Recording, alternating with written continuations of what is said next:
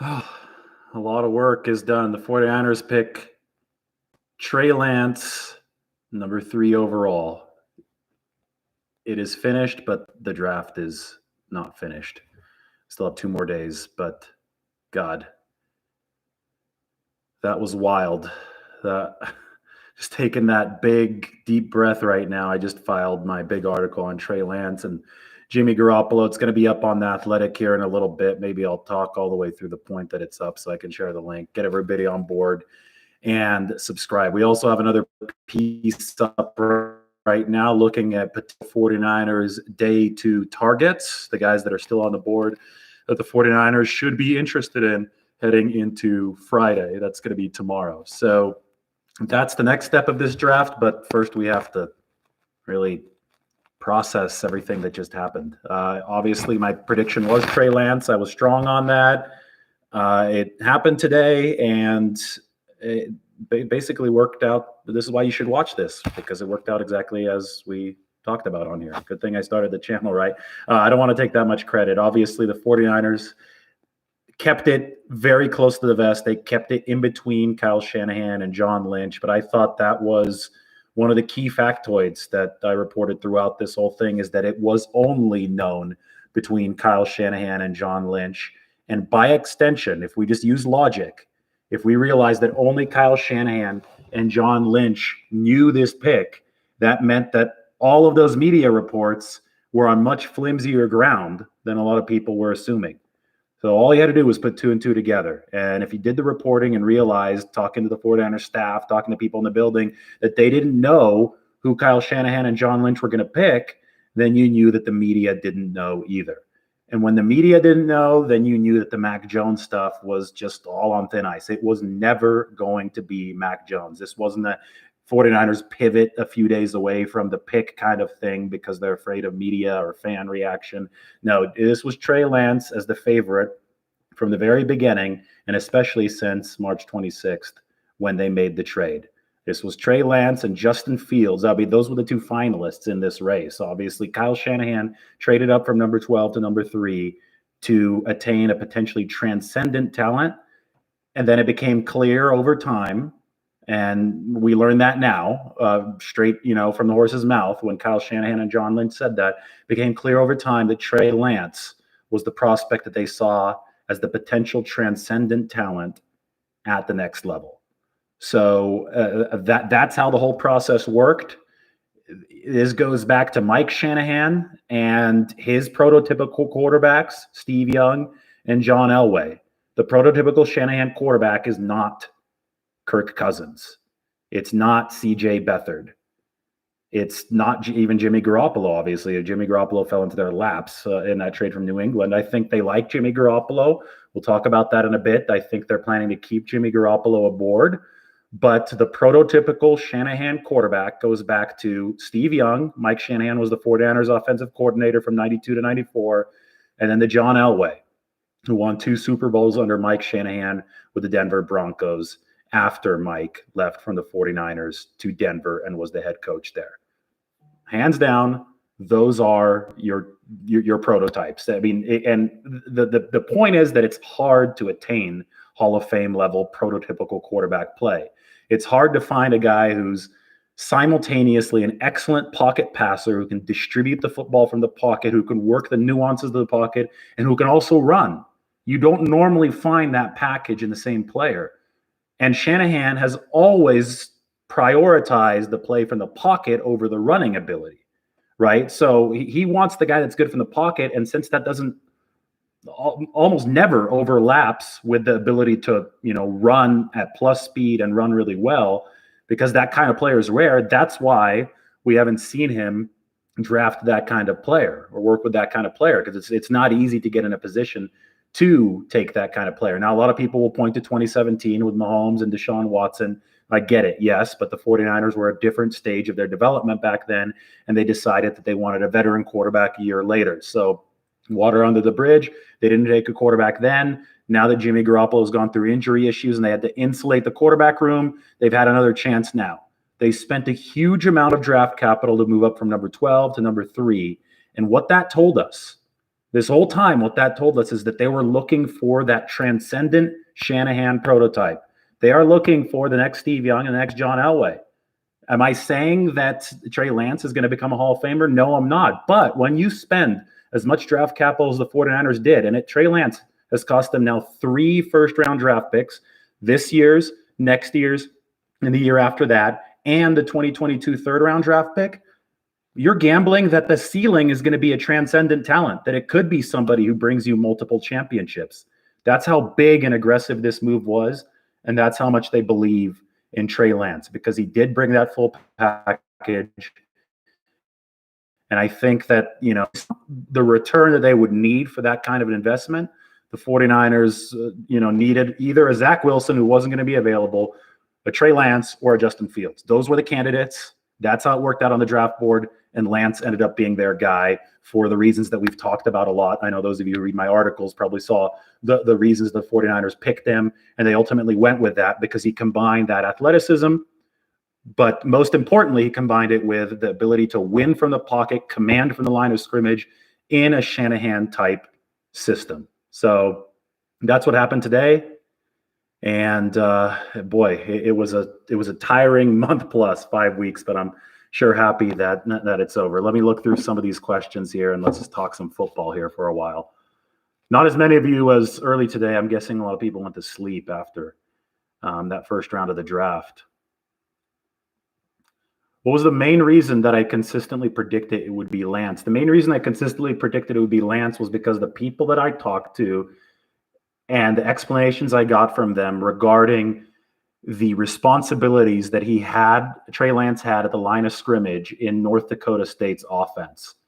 It is not very common for college quarterbacks to completely run all of the protections themselves from behind center. But Trey Lance was entrusted with a whole heck of a lot in North Dakota State's offense. This goes beyond the fact that he lined up under center over 30% of the time, which is extremely high for the college game these days. Now, the 49ers, they line Jimmy Garoppolo or whoever is Shanahan's quarterback up under center over 50% of the time. That's number 3 in the NFL.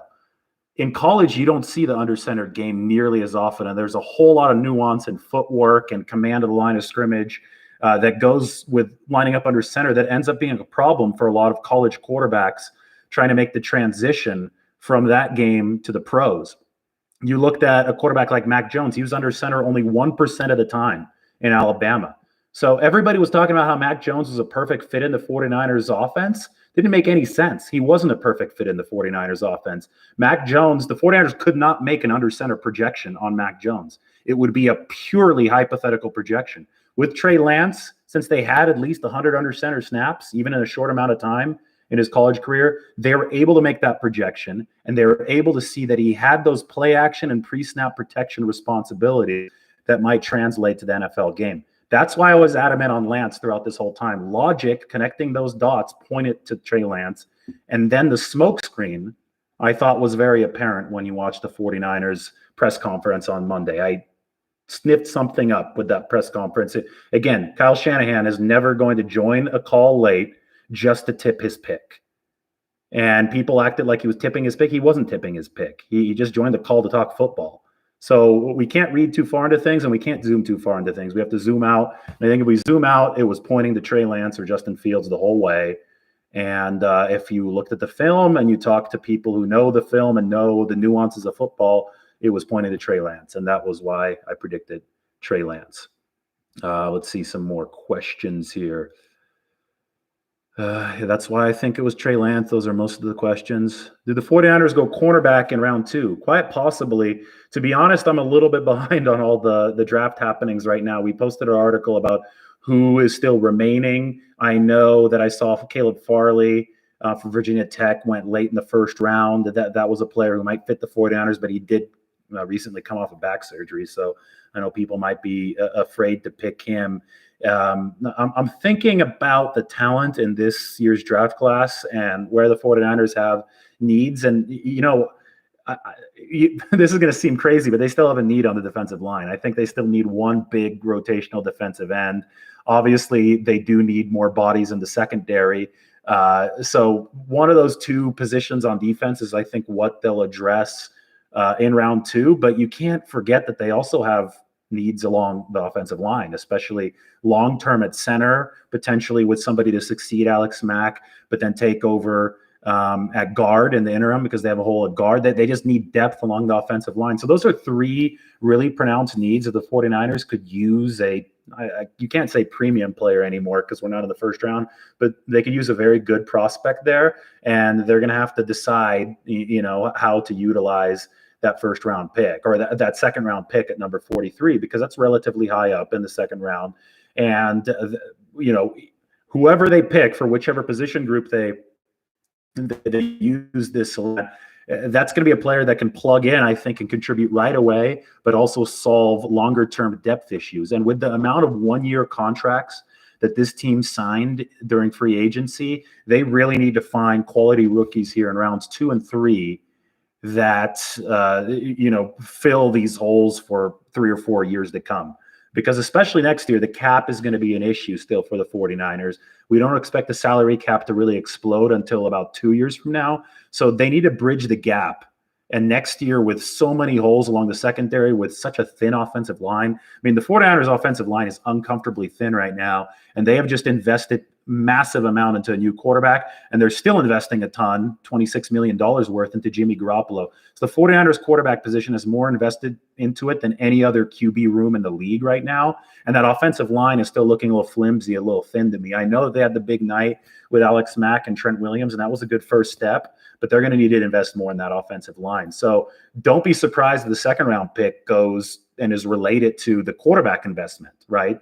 Don't be surprised that second round pick really focuses on the interior offensive line so they can have a succession plan for Alex Mack, who's going to be 36 this next year. And they're also better at that right guard position. They will pick up Mike McGlinchey's 5th-year option, by the way. That's expected by May 3rd. So anything could happen in the second round. Don't be surprised if it is O-line.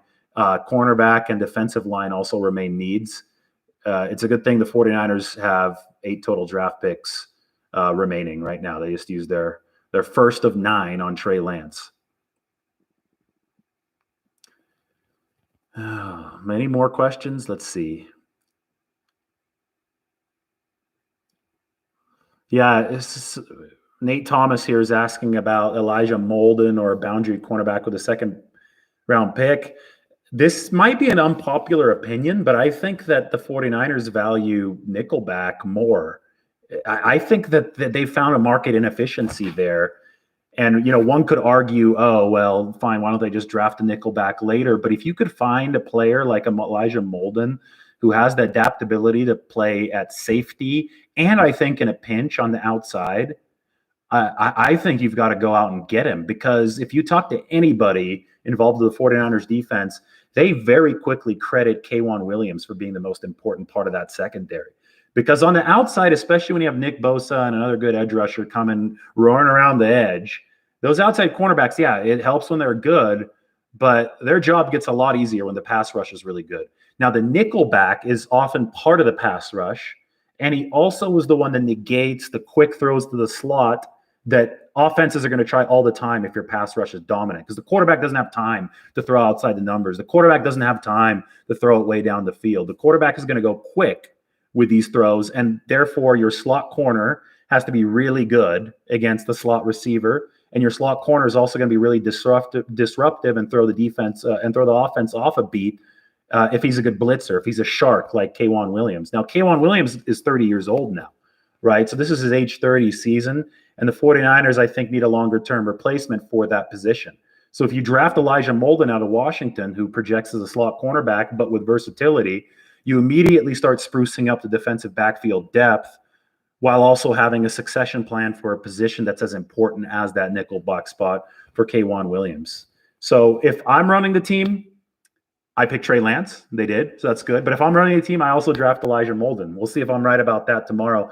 Elijah Molden was named the most inspirational player at Washington. I'll tell you what, 49ers eat that kind of stuff up. They really like these high character guys, and Elijah Molden, instant spark plug. Put on the film, Elijah Molden will give you some Budda Baker vibes. And Budda Baker came from that same Husky secondary up there in Seattle. So Budda Baker's a player that teams do not like operating against. Elijah Molden is the same way. I think the 49ers should go after him. What about a running back? I don't really see the 49ers going after a running back until the later rounds. They just picked up Wayne Gallman, free agent, signed really, really underrated free agent signing from the New York Giants. Wayne Gallman, that guy, he runs hard. Put on the film for Wayne Gallman, and you will see exactly what I'm talking about. I know the 49ers like their analytics. They have a nice analytics department, and Wayne Gallman was the stud when it came to the analytics. Yards after contact last year, yards above expectation. You guys saw the Giants play last year. The 49ers really beat them pretty bad there in week 3, I think it was. The Giants offense was 3 yards in a cloud of dust up the middle. They couldn't get any really consistent outside passing game going. They were number 27, I think, in passing DVOA. It wasn't a creative offense. They ran a lot of, just run into a brick wall, gap scheme type of plays. The offensive line wasn't good. And Wayne Gallman still averaged 4.6 yards per carry. So the advanced stats love him. The advanced stats predict if he would have done better behind a better offensive line. And they have him ranked, in the top 5 in all these categories. That's something you really need to check out, is how impressive Wayne Gallman was last year. And I think that gives the 49ers a nice little 3-headed duo at running back. You have Raheem Mostert, you have Jeff Wilson, you have Wayne Gallman. Now you're going to have JaMychal Hasty trying to make the football team as your 4th running back, which you just love if you're Kyle Shanahan.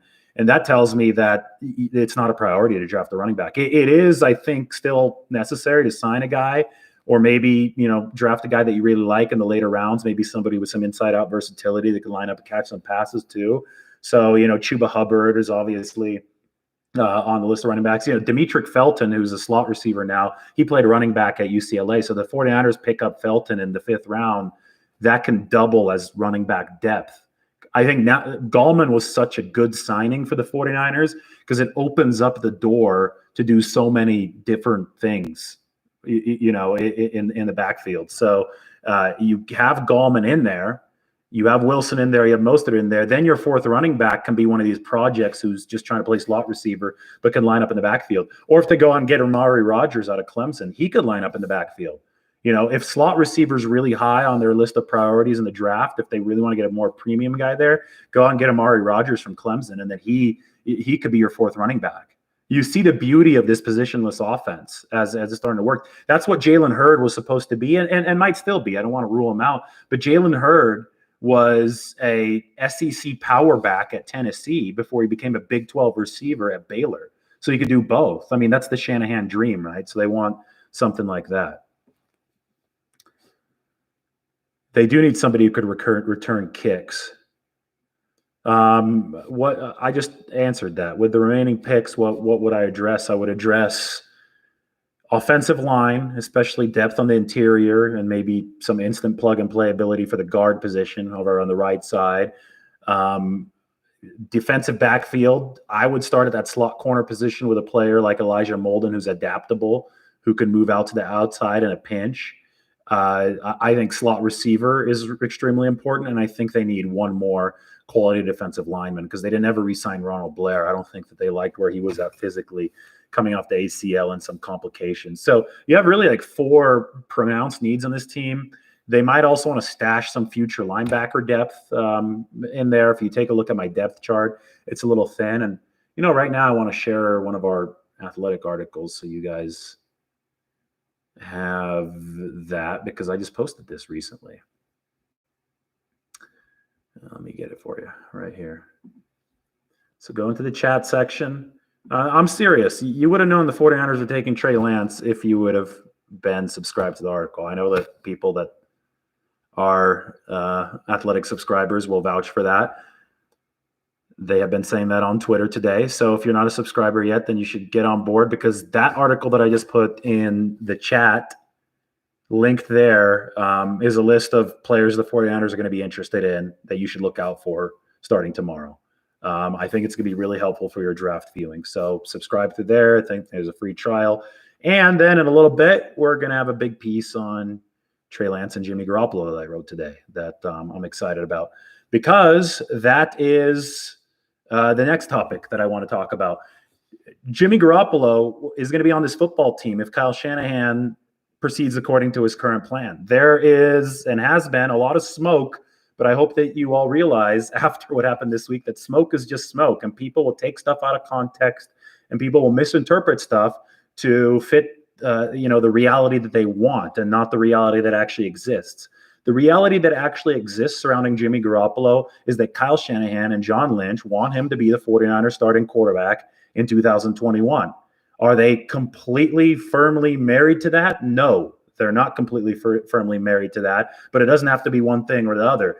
We can say that with great probability, Jimmy Garoppolo is going to be under center for the 49ers in week 1 with Trey Lance, who is going to be a raw prospect. We have to admit that too. We have to acknowledge the fact that Trey Lance hasn't really played since 2019 and only has 17 FCS starts under his belt.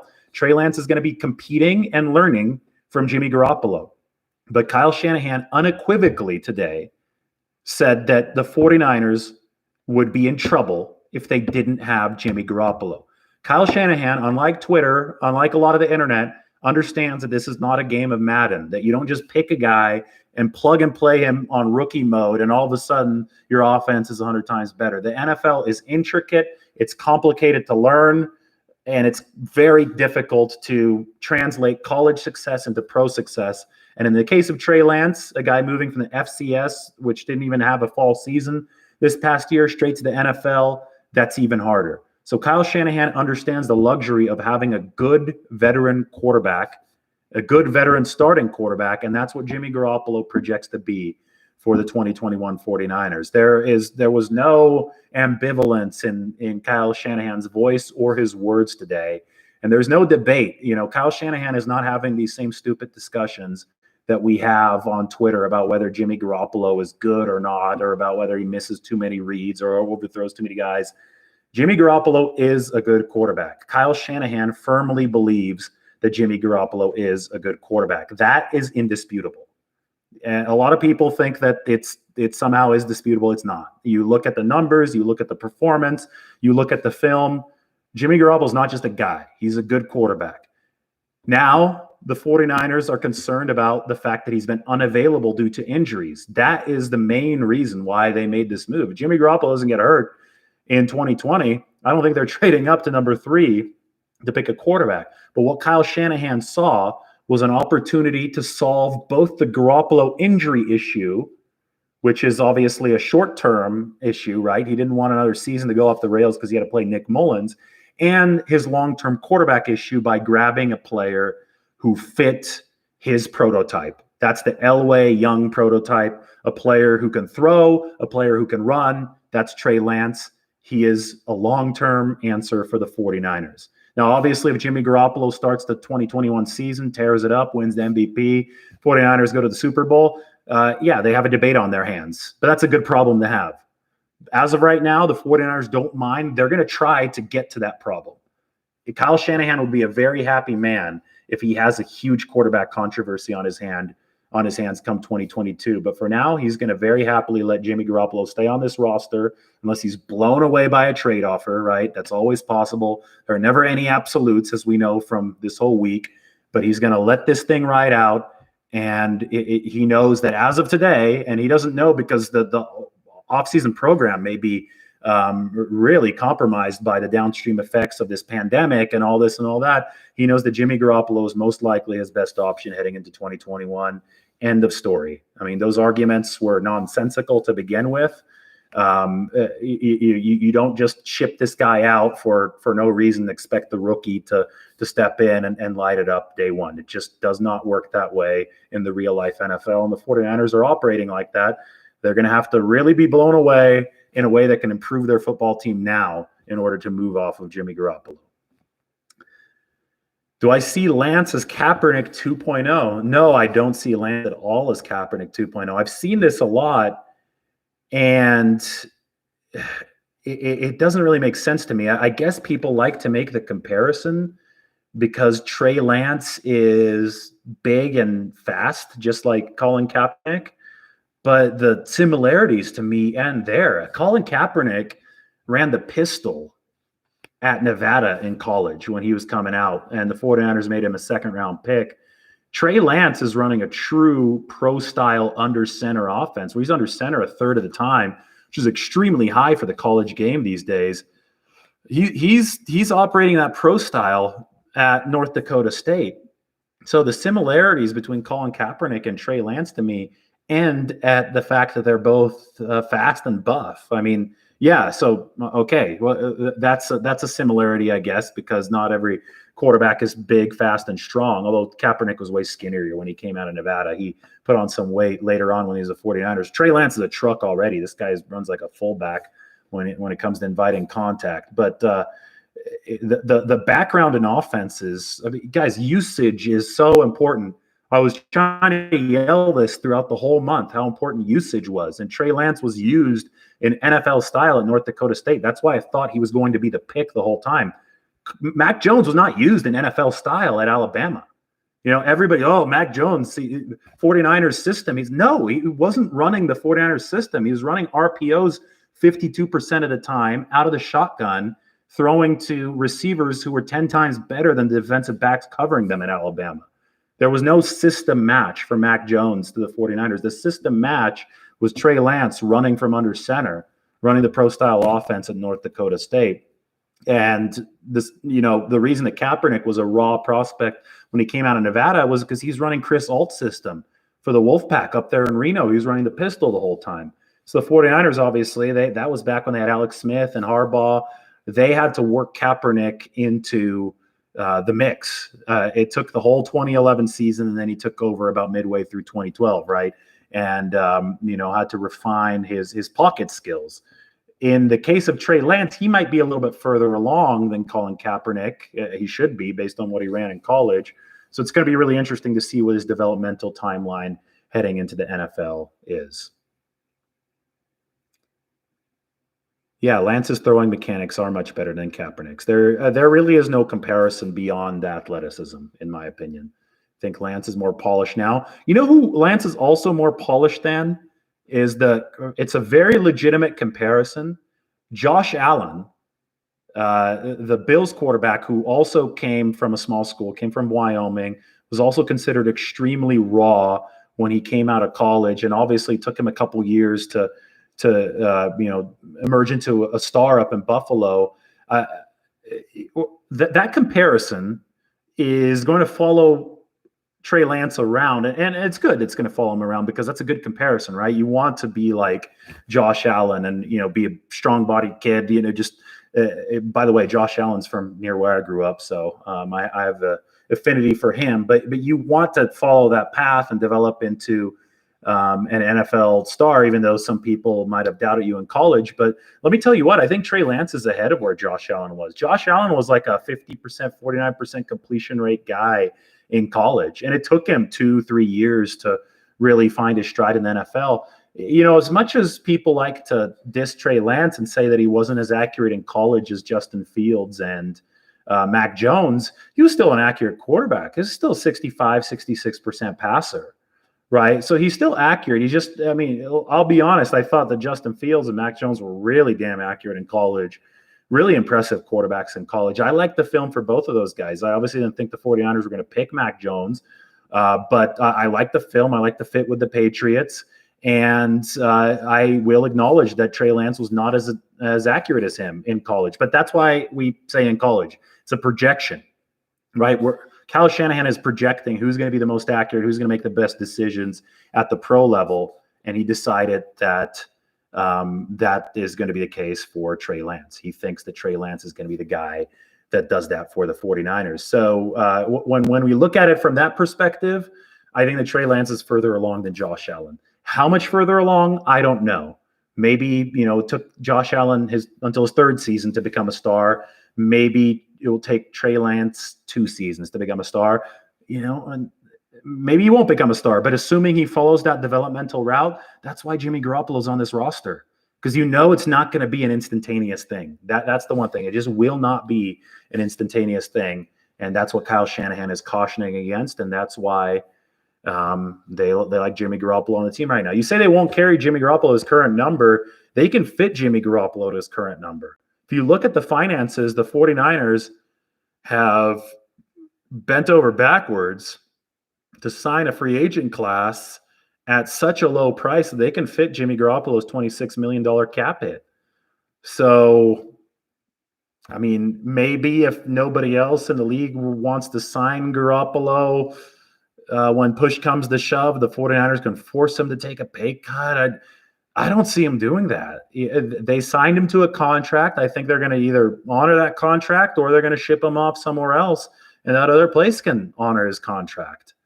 By the time fall rolls around, there might be some other quarterback openings around the league. Now, that might make Jimmy Garoppolo's trade value a little bit higher, right? So the 49ers might consider shipping him off then. But that also will mean that there will be other teams potentially willing to pay him at his current price. And again, I'm going to be fully honest. You are not dealing with a bad quarterback here. When Garoppolo's been healthy, he's been a good quarterback. So he's not being paid as if he's a top 5 guy. He's being paid as the number 12 or number 13 guy in the league. Shanahan has already repeated this. That number is not prohibitive, either to the 49ers or in the context of other quarterbacks. $26 million was a lot when the 49ers signed Garoppolo. It's not that much now, especially if you look at their cap situation. So I don't know what to tell you.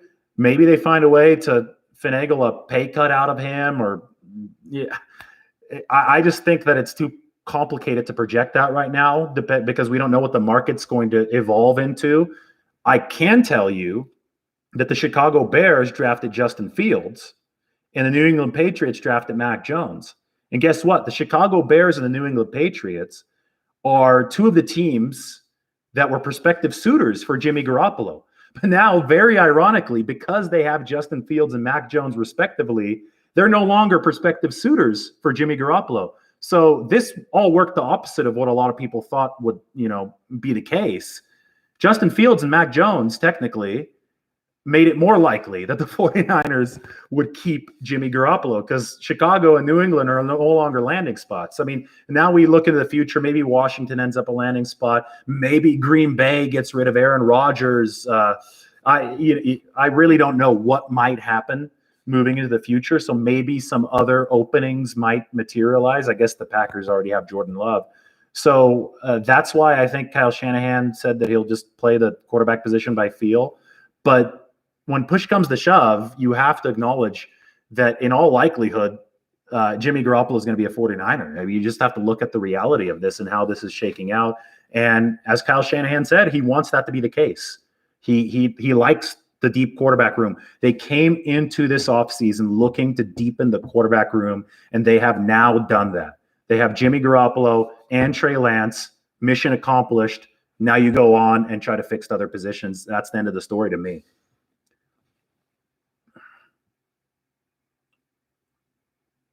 Well, yeah, if you're for sure going to have Jimmy Garoppolo on the roster in 2021, as I'm looking at this next question, maybe you can do a restructure to open up some more cap room. Again, they don't need cap room right now. They've done such a good job maneuvering this whole thing that I think it's fair to say that they're flexible up until the start of the season. Now, when they restructured Dee Ford's contract to begin the 2020 season, they did that right before the season started. That opened up like $11 million for in-season expenses. So I don't think you restructure Garoppolo's contract till after training camp, after you're sure that, okay, this guy's our starter, or okay, we want this guy on our roster to help develop Trey Lance through the rest of the season. We can't get anything back for him in a trade. Then, boom, September 1st, September 2nd, they turn around and they restructure Garoppolo's deal to open up some in-season spending cap space for that year. I think that's the most likely option. But why do it before you have to if you're the 49ers? Yeah, I should hit up Richard Sherman. We should see where that's looking. He's one of the guys that predicted this right. We were talking about this, and he thought that Kyle Shanahan was looking for a mobile quarterback, and I thought so too. And Kyle Shanahan was indeed looking for a mobile quarterback, maybe the most mobile one of them all. I know Justin Fields probably a little bit faster than Trey Lance, but Trey Lance is more physical, I think, of a runner. They're both built. They're both nice and stocky, but when you watch Trey Lance, maybe it's because he's playing smaller guys in FCS, but the guy's just trashing people on the field. I think it would make some sense for Richard Sherman to return as a late addition, depending on how the draft goes. So we'll see how this draft goes, and we'll see exactly who the 49ers pick. For example, if they draft Elijah Molden to be a nickelback, then that means the outside corner depth is still a little sketchy, and you don't get an outside corner till later in the draft, so it needs to be developed. That's a situation where you bring Sherm back for sure. But if they pick somebody for outside cornerback in the second round, all of a sudden, I don't know if you're picking Sherman in that case. Yeah, you're right about Lance's feet. Lance has some really impressive quick feet. Ben Garland probably in the same boat as Richard Sherman. I wouldn't. If they draft a backup center, Drew Dahlman, Quinn Miners, Creed Humphrey, whoever, if they draft one of those guys, then there's no room for Ben Garland on the roster. If they don't, which I would question if they didn't, then you have room for Ben Garland on the roster. So a lot of what happens is going to be dependent on the draft. I want to see if my article's out yet. Guys, give me a second. Nobody leave. It would be nice if it were out. Oh, yeah, it is. Good. I need to tweet this. There it is. I put it out for you guys. It was out 31 minutes ago. The title of the article, if you're not following me on Twitter, you can do that too. I'm pretty sure all of you are. My breakdown of the situation after a monumental. You can see how I write tweets now. Okay. All right, it's out. So I put the link up there in the chat. Again, you would have known that the 49ers were probably drafting Trey Lance if you would have been on The Athletic. So I'm just saying, sign up through that link. You click on that link. I think there's a free trial available. We may even have something on sale available right now for like a couple dollars a month. Seriously, it's less than a cup of coffee. So that link, I'll put it there one more time before we sign off. That's my article from today, talking about Lance, talking about Garoppolo. It's going to be good times.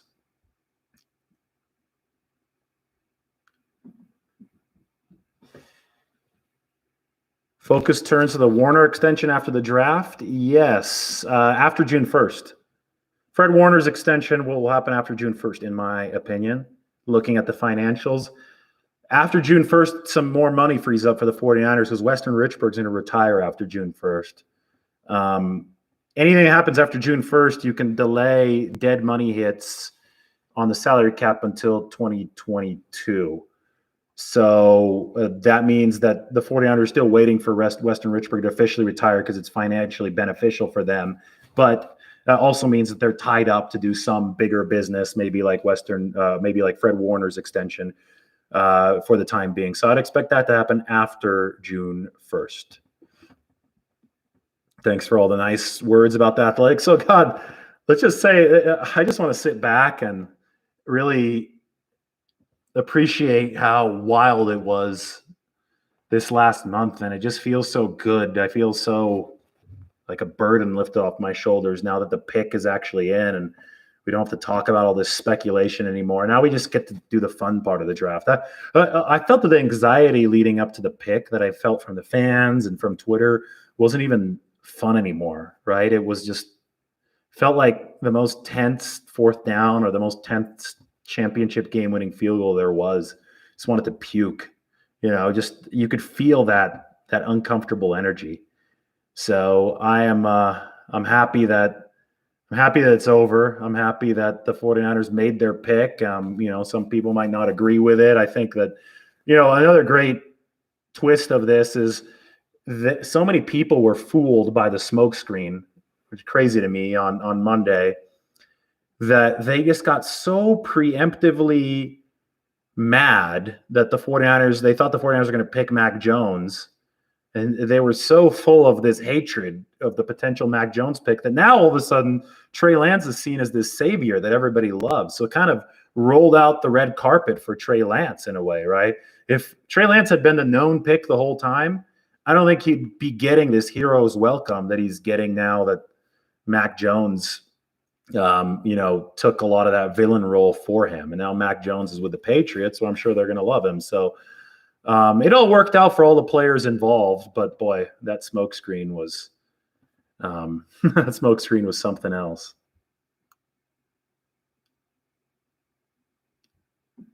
I have to give this guy a link because he wants to sign up through The Athletic. Got to interact with those Twitter followers. I'm just winding down now. What's everybody doing tonight? Is anybody going to sleep? Or are you as excited as when the 49ers signed Trent Williams and got Alex Mack in the same night? I guess nobody's going to sleep. They're going to talk about going and getting guards.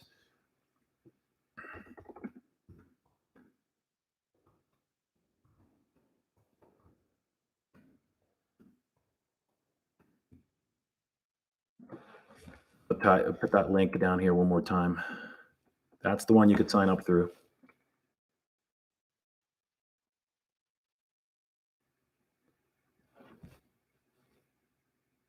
Yeah, there were 6 corners taken today. There's a trend in the league to, really prioritize coverage over rush. And I think the 49ers are still on the rush over coverage boat, which is why I also wouldn't be surprised if they went with a defensive lineman before they really invest in an outside cornerback. But I think that, like, the position that, kills 2 birds with 1 stone, coverage and rush, is nickelback. Because nickelback blitzes a lot in this scheme. I have a feeling D'Amico Ryans is going to be pretty aggressive too. So I think he's going to want a good, aggressive, hard-nosed nickel. I think he loves having K1 back for a year. I really like him, Elijah Molden. Somebody's asking me what were the rumors about Mac Jones again. I don't know what the rumors were. I did not subscribe to any of the Mac Jones rumors. I was predicting Trey Lance the whole way. That's, the smokescreen fooled a lot of people on Monday, but not everybody. There was a lot of pushback to the Mac Jones idea. Now we see what it all was. And, it was just fascinating to hear Shanahan's recollection of it. Well, guys, I'm going to be signing off here pretty soon. I can't do this forever. It's been 42 minutes. I've done 2 of these today. Just fun to get some of my thoughts out, get the article out. So subscribe to The Athletic. I promise to do more of these. I hope that you guys enjoy these. People can't sleep. People are excited. I think I definitely swim the fastest 40 out of the Athletic staff. I would hope I run the fastest one, but they haven't measured me. Yeah, watching all those North Dakota State highlights.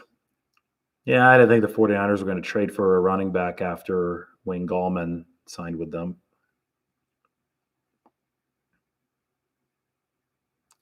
Check out my mock draft if you want to see what the 49ers should do. That's where I picked Lance and then picked a bunch of other guys. I could even share that here for you too. What the 49ers this year. Where is it? Right here. This is what the 49ers should do. Troy Warner won't go till way later. There. That's what the 49ers should do. Right there. That's what they should do. But if you want to see my original Trey Lance prediction, I will put that in right here as well. My original Trey Lance prediction was here. Got the copy. There. You can all check that out.